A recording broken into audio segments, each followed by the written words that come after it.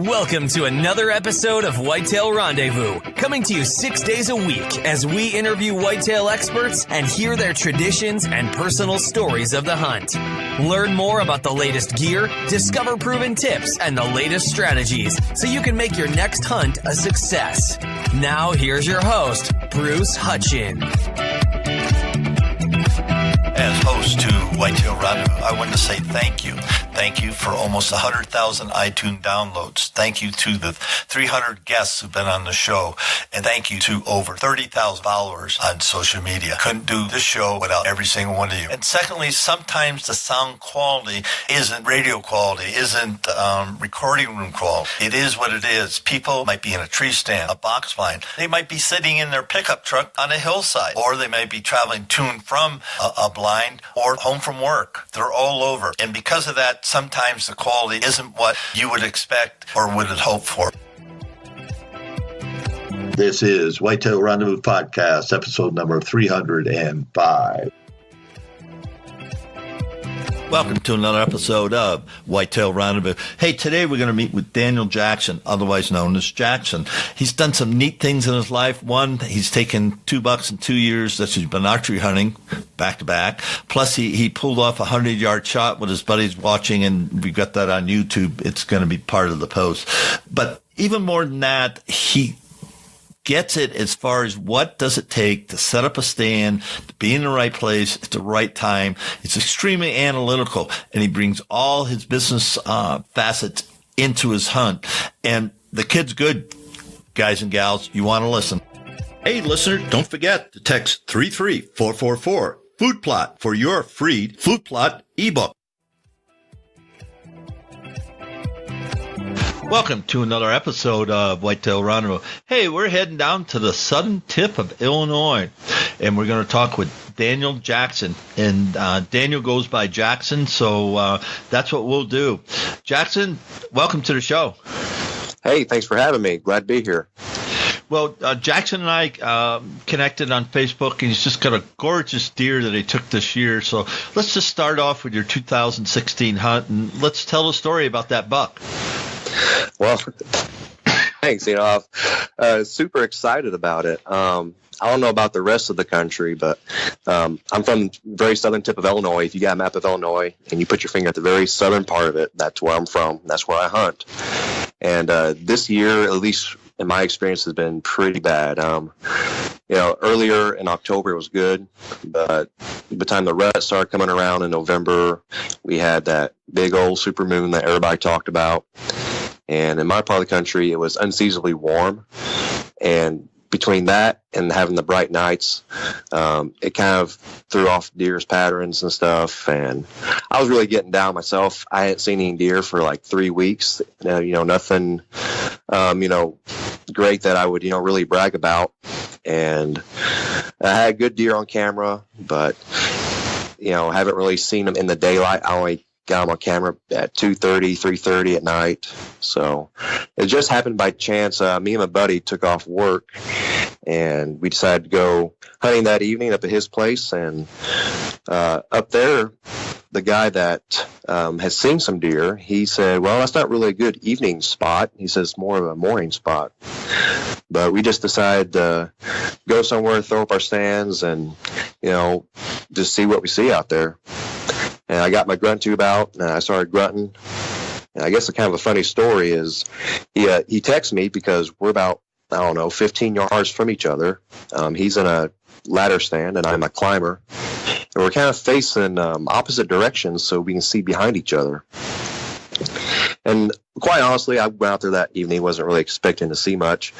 But we were going to shoot a doe or shoot whatever across our path. And I'm out there running with my grunt tube.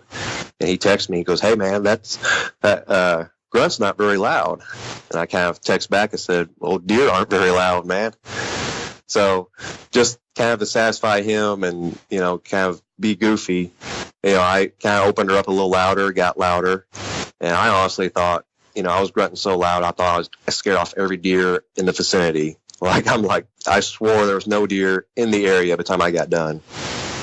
And I happened to look up after I get done texting him, and about 30 yards away, there's this buck that you guys can see in the picture. And I was ecstatic. I was happy because, like I said, I hadn't seen any good bucks, this season. And he was 30 yards out, and I got a little overly excited. I have a video on Facebook on a page after I get done shooting them where I'm just like freaking out because this is only my second year hunting, and I thought he was a really good 6-point, 5.5-year-old mature buck. And got a little disappointed on that, but it's still, in my opinion, a really respectable buck. He came in probably 25 yards out, and he passed behind some trees. And as soon as he came out from behind the trees where I had a good clear shot, I just let that arrow fly. And he ran maybe 20 yards and dropped. So he was still within sight of my stand when he dropped. And, I knew as soon as I let it go, I knew as soon as it hit, it was just an excellent shot. It was a good shot placement, probably with a little bit of luck mixed in there too. So that was, my fortunate, kill this year was first buck of 2016. And, like I said, in my opinion, I'm very happy with it. It's a very respectable buck. Well, yeah, anybody would be happy with it. And a good friend of mine, Brendan Valentine, said, when you harvest a deer, that's your trophy. No matter what it is to somebody else, that's yours, and that memory is yours forever. Exactly. And, to shoot a deer like that for your first deer, I believe it's your first deer. That's my first deer for this season, and it's my second buck ever. So you've been hunting 2 years, and you shot 2 bucks. How does that happen?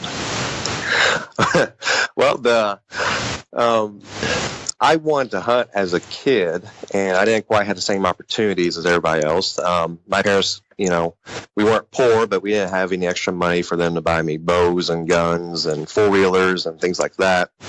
And neither one of my parents hunted, so I didn't quite have the same opportunities as some other kids I went to school with and everything. But I always wanted to. I always thought it would be cool, it was something that, you want to participate in when you're growing up. And later, I just happened to receive a very small amount of inheritance money from my dad passing that I wasn't expecting. Paid off some credit cards. I actually paid off all my credit cards with it because I knew that's what he would wanted. And I had a little bit left over. I decided, you know what, I'm going to buy a bow. So I ended up going into my local shop, and I know nothing about bows at this point, like nothing at all. But I trust this guy because it's where, I've bought a lot of guns and ammunition before and developed a relationship with the salesman there. So I just flat up asked him, I said, what in your opinion is the best bow on the market? And he pointed me to the brand that I use now, which is a Hoyt. And I bought that bow. It was a 2014 Hoyt Carbon Spider. And I actually bought it in 14. I didn't use it until 15 because I was going slowly by, climbers and ladder stands and all that. But in 2015, my friends got together and they all decided we all want to go deer hunting. We're going to go ahead and do it.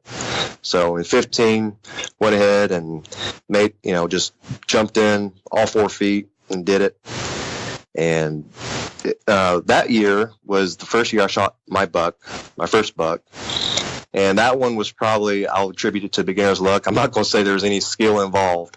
But I was sitting in a stand that they call Major League because they didn't really like it. It was stand on a tree line between 2 fields, and you have no cover in this stand. You have a little bit of cover to your left and right because of the trees, but you have no cover in front of you. So you're just out in the open.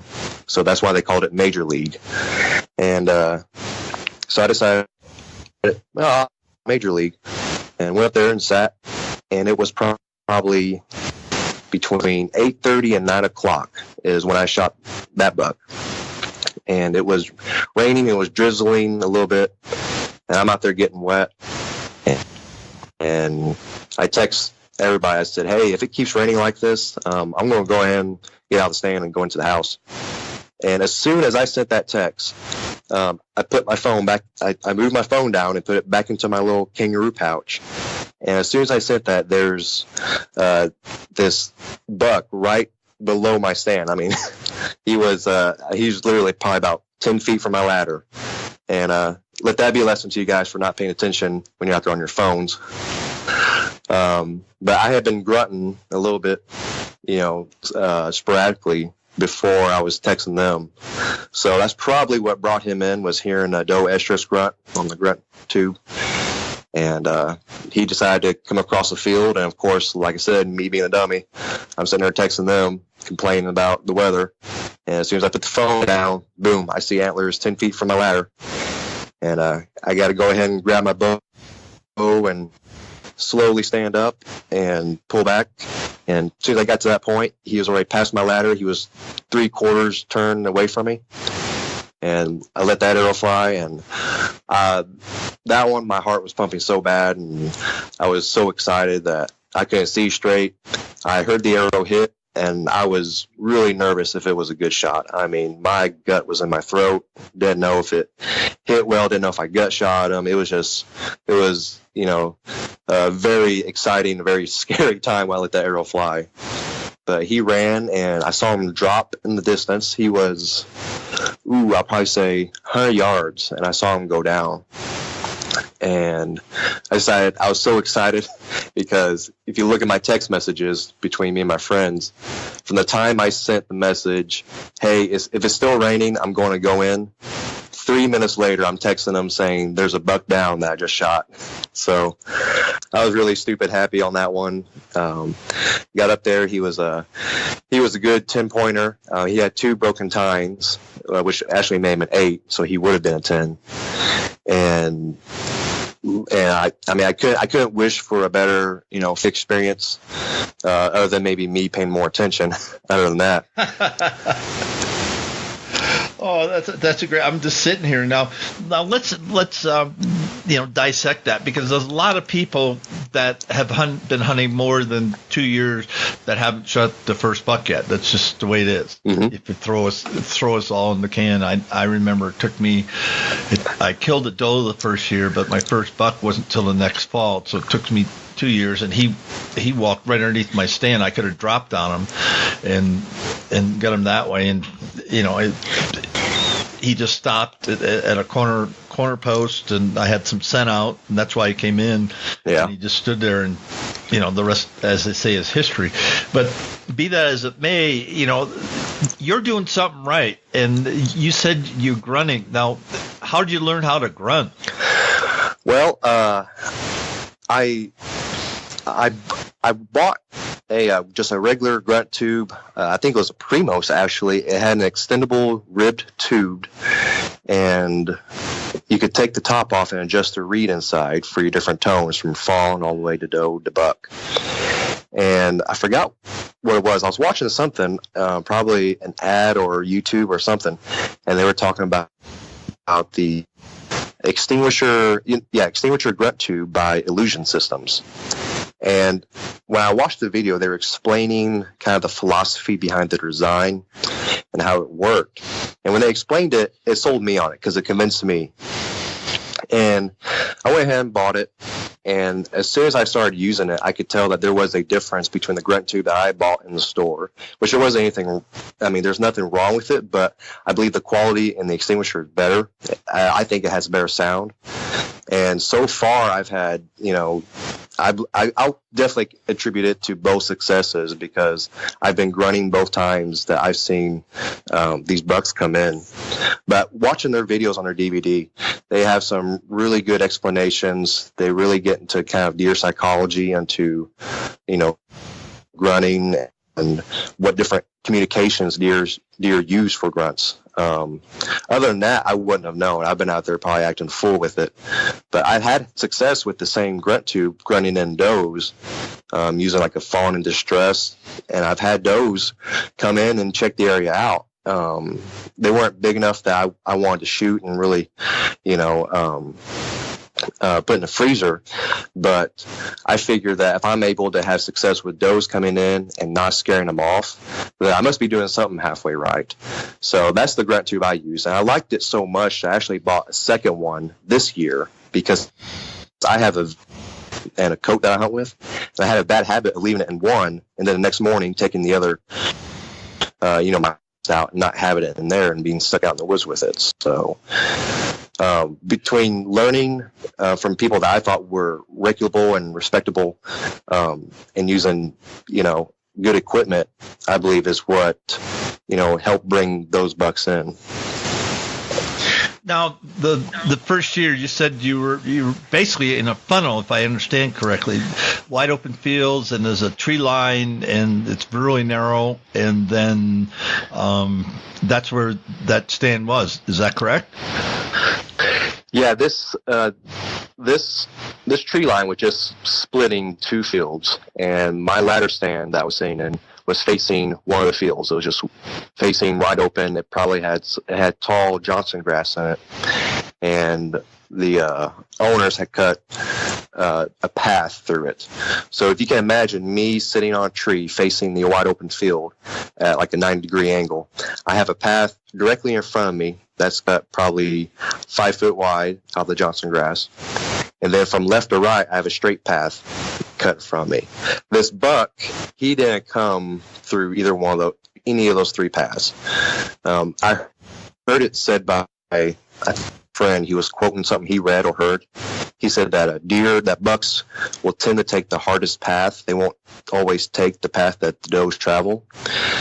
And once again, I kind of have to take him at his word. I haven't researched a bunch of this or had enough hunting experience, to confirm that. But the way he came was literally out of the thick part, the uncut part of the field. Huh. So he could have been bedded out there, and he heard your grunts and said, "What's going on over there?" Yeah, exactly. And the Johnson grass was so tall that, he could have been standing up. And unless I saw movement, I wouldn't have known he was there. That's how tall it was. And so what did your buddies say when you said, buck down, buck down? They started, asking questions. How big? How far was he? Have you already retrieved him? Have you walked out there?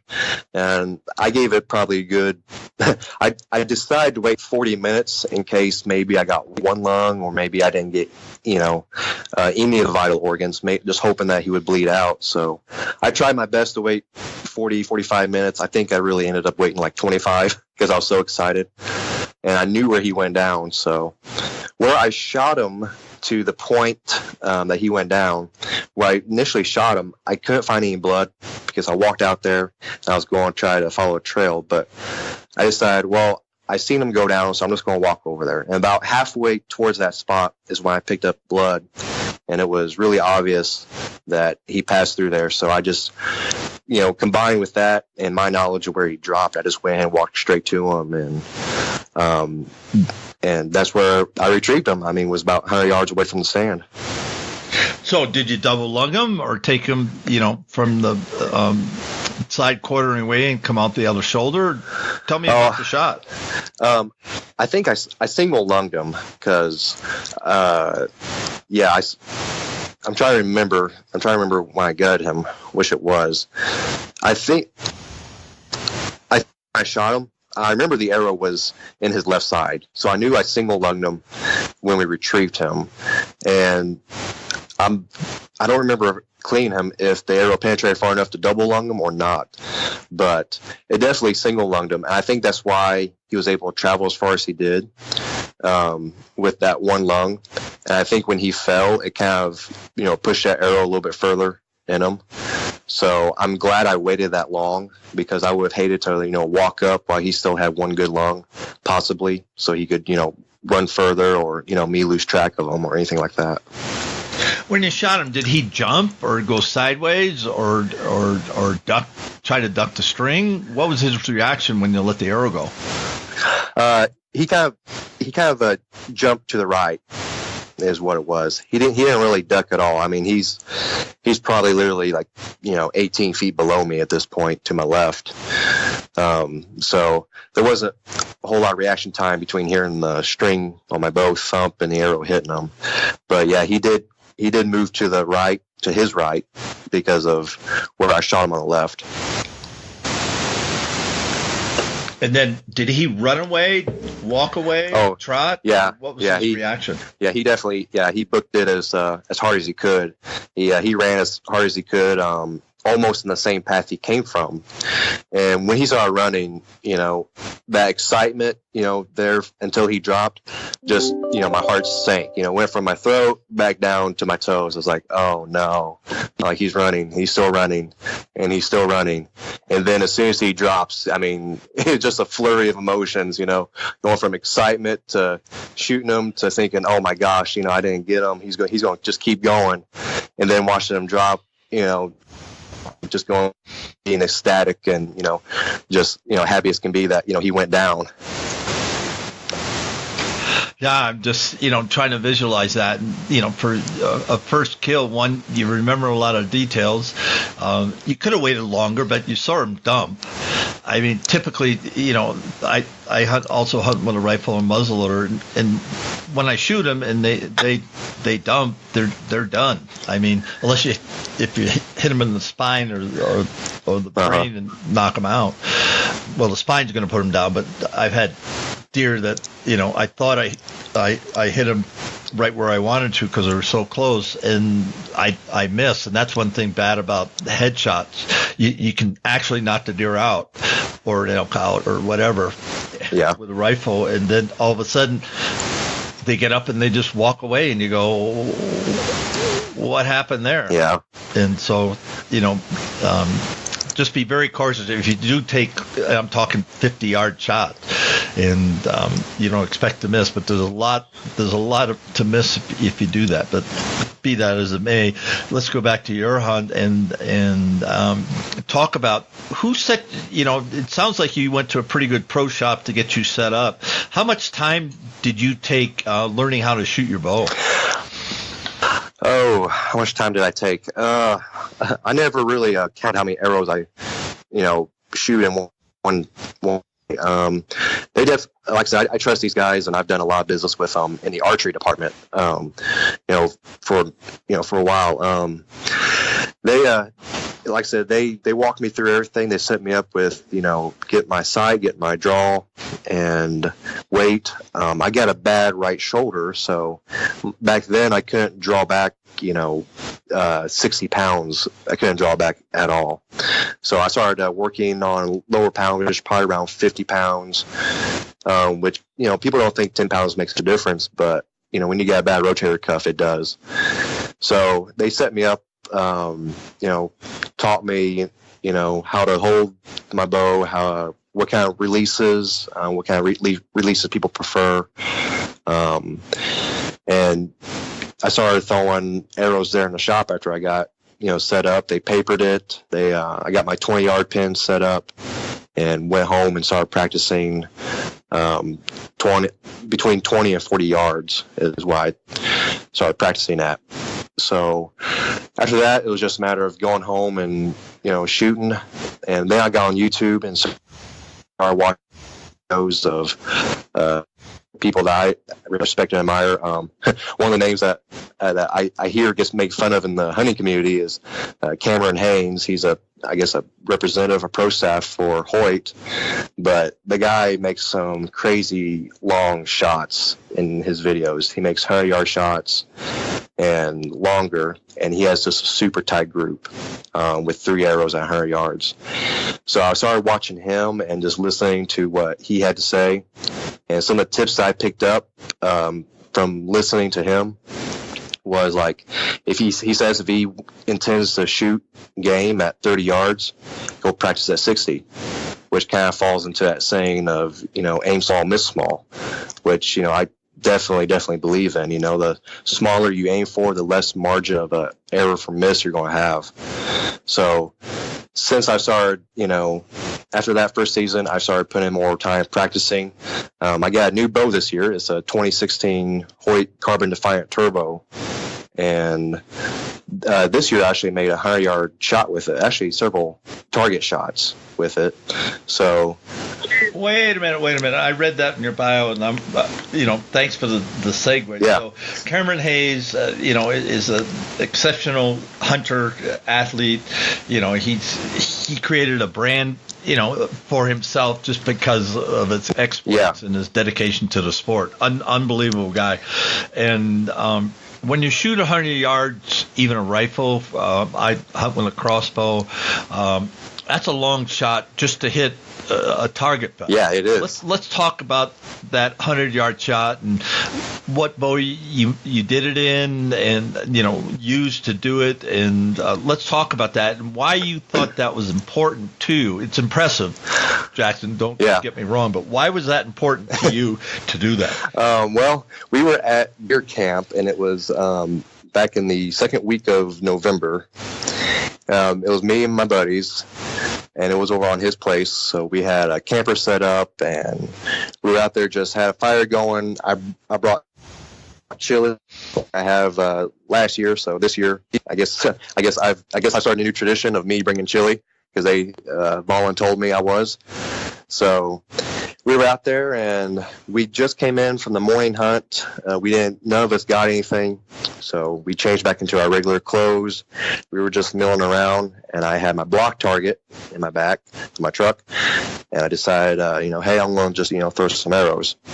And this year, I just traded that 2014 Hoyt Carbon Spider that I mentioned earlier. I just traded for this 2016 Hoyt Carbon Defiant Turbo, and I got a really good deal on it. I bought it used, so it wasn't brand new, but the previous owner, I was told he had kind of a weird, I don't know what you want to call it, kind of like a weird superstition or something, that he did not believe in shooting a bow that wasn't at full poundage with the limbs cranked all the way down. So he bought this bow totally set up, and he couldn't pull it back. So he traded it back to the shop. And so they're sitting on this used bow. I walk in, the guy says, hey, we got this bow. I'll give you a really good deal. And it was a really good deal. So I traded my bow in, got this one. I'm out there at deer camp with my friends. I'm shooting 20 yards, 30 yards. And I have a sight on this bow that I haven't seen, I haven't heard of before. It's by a brand I've heard of. It's called Trophy Ridge, but it's a Trophy Ridge React. And I'm like, okay. And the shop guy, right, so these are your settings. This is your 20, 30, 40, 50. He says, you adjust it. This is the screw you adjust it with. And when you adjust the screw, it moves the 30 and all the rest of the pins accordingly for it. So all you have to do is set your 20 and 30, and all your other pins should be set.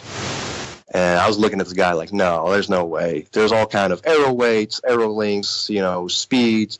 There's no way that you can just turn this one screw, set these two pins, and it knows how to dial the rest of these markers. He goes, I'm just telling you what they say. He goes, go home, try it out. So sure enough, I went home, tried it out, and we were shooting at 30 yards. It was right on the money. Moved the target out to 40. It was right on the money. Moved the target out to 50. It was right on the money. I was letting my friends shoot it. They're checking out the new bow. They're oohing and ahhing. And I told my buddy, I was like, you want to try for a 70-yard shot? He goes, do you have a 100-yard pin on that? I was like, yeah, I do. He goes, screw it. Move that to 100 yards. I was like, oh, gosh, I'm going to lose an arrow. So we moved this block target. We get my rangefinder out. They're ranging me. I'm walking out there to 100 yards. They go, all right, that's it. And I set the block target down, walk back in.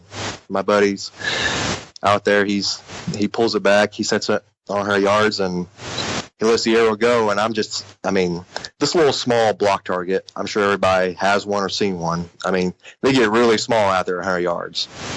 And he lets the arrow go, and you got to go figure, 300 feet per second, 100 yards away. It takes a full second to get there. He lets the arrow go. It actually hits the dirt in front of the target and kind of bounces up and hits the corner of it. But we see it hit. We're like, well, yeah, you kind of got it there. So me, it's my bow, so now I kind of feel obligated to take a 100-yard shot with it. And I take it. I hand my buddy my phone. It's like, hey, record this. And I actually have a video on YouTube. I'll have to call it. I'll change the name as soon as I get off here. Daniel Jackson's 100-yard shot. And you guys can go check it out. But he turns my phone on record. He starts filming. And he shows the block target all the way out there. I went ahead and pull back and put the pin just a little bit higher than I knew where the other guy was aiming because it hit just a little bit low. So I kind of Kentucky windaged it, moved it just a smidgen. And once again, I'll attribute this to luck. As soon as I let that arrow go, it flew, it arced in the air, came down, and it hit surprisingly close to the center of the target. It was probably 2 inches off of the actual bullseye of the target. So, there's so much I can go on with a 100-yard shot. Wind, just, you could have a little bit of, something off in your arrow, and you can go watch the video. Some people don't believe the video. People at my workplace, they don't believe it. But after I went to work and told the guys about it, they're like, we don't believe you or your buddies or you're going to have to do it. So I went back home a few weeks later, got my targets back out, set them up at 100 yards, and started throwing more arrows at 100 yards away. And, I can put them in that block target, and I can normally get 1 out of the 3 inside the center target in the center of the block, depending on how bad the wind is. That day, the wind was real gentle, but it was still blowing my arrows that far away. But, yeah, if you give me a good calm day and 100 yards, I'll be willing to throw some arrows downrange. Some people were asking me, some friends that saw the video, they said, hey, how, what do we got to do to shoot 100 yards? Like, how do you do that? I can't even see the target really well. And I told them just having, knowing what your bow's capabilities are and having faith in your capability and confidence in your shot is really what, things that, I just put into the bow myself. I know my bow is capable of it. Now it's just faith in my shot and confidence in myself to be able to let that arrow go. And definitely it helps with your follow through. What kind of release do you use? I use a regular wrist release with a finger release. So you shooting fingers? Yeah. Not a mechanical release? Yeah, it's a mechanical. It's a wrist strap. Oh, okay. Yeah. Okay. Because when I was shooting, I shot fingers on my compound. Everybody thought it was crazy, but yeah, it worked for me. But I never shot 100 yards on my crossbow. Yeah. And off a bench, it's kind of easy. It's not hard once you have it dialed in. Mm-hmm. And one thing I was going to say, and Cameron Hayes, I'll just echo on what he said. I had a good buddy. I was getting ready for a hunt this August, and he said, Bruce, how far are you going to shoot? I said, my max distance is going to be 60 yards. He says, okay, so your first shot, every time you go out, is at 60 yards. He says you got to train yourself, and then when you're all set up, the last shot you take, it's one and done. And just set yourself up. Say I got one shot, and you want to put it in the center ring, and that helped me immeasurably. I'm just trading tips here, but that helped me immeasurably because I set it up, boom. Pulled the trigger, on the crossbow, and as soon as I pulled the trigger, there wasn't any doubt where that arrow was going to go. It was there. And so that gives you so much confidence. And folks, if you're not as confident as Jackson was making that shot, he knew he'd make that shot. But a compound, I never shot that far, so I never challenged myself. But with everything that we have today with carbon fiber arrows and just the way the bows are set up, you can do it, but you only should do it to test yourself. And I don't know, I know guys that can hunt at 100 yards. I never would do that. That's an ethical decision you have to make. Exactly. But, like Jackson, Jackson, if he saw a buck out there 100 yards, he's standing there broadside, the wind's down, he's relaxed, he's not all, juiced up, because it is going to take a second or a little bit more to get there. And that's a lot of time, folks. Yeah. So, that's impressive. And just listen to you on the show today for just starting it into the game 2 years, man. You're highly analytical and you really break things down, but you go out and get the answers and you listen to smart people. Well done. Thank you. Yeah, I'm definitely, with me shooting more at 100 yards, I'm a lot more confident at a 50-yard shot. I mean, before I would have been real sketchy at a 40-yard shot, but that's when I was practicing at, 20 to 40 yards.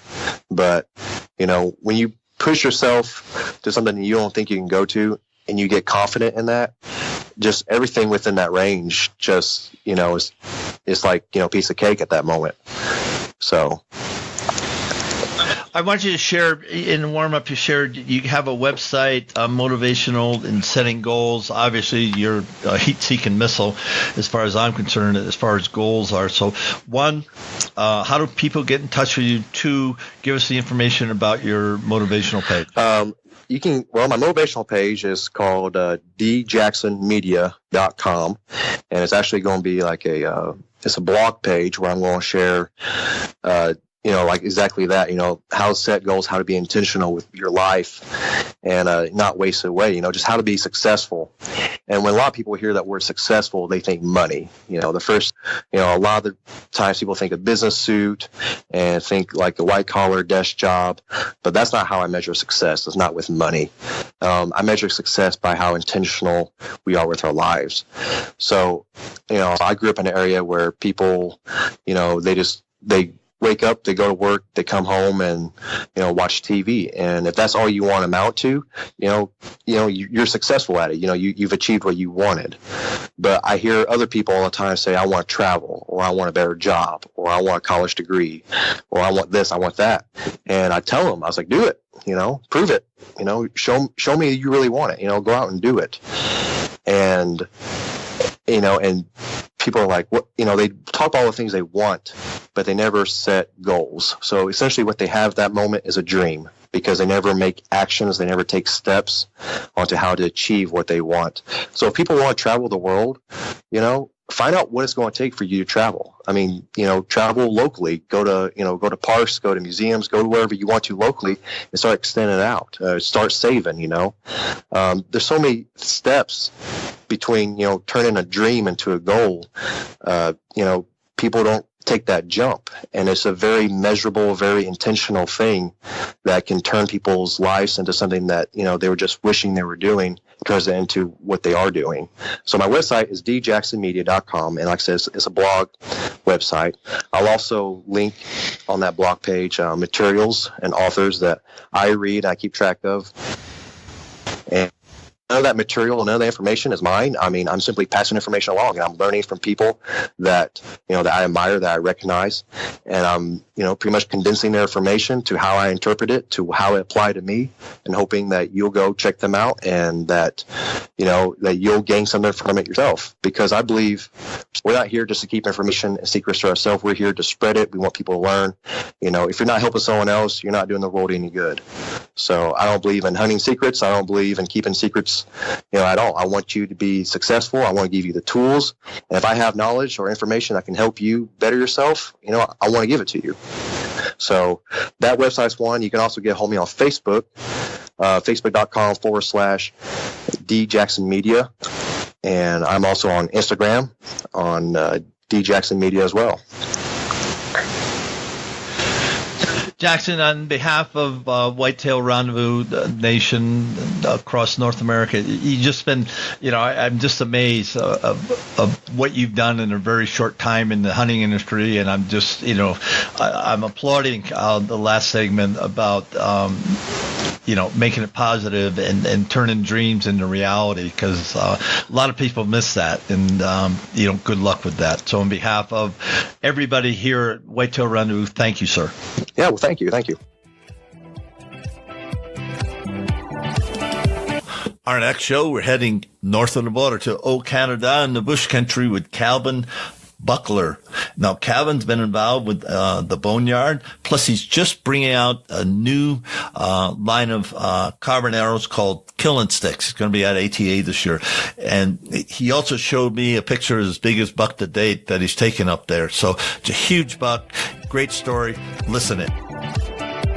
Thanks for joining us. Be sure to tune in tomorrow for another episode of Whitetail Rendezvous, where you can listen and learn from the experts so you can be more successful on your next hunt. Until next time, listen, learn, and succeed.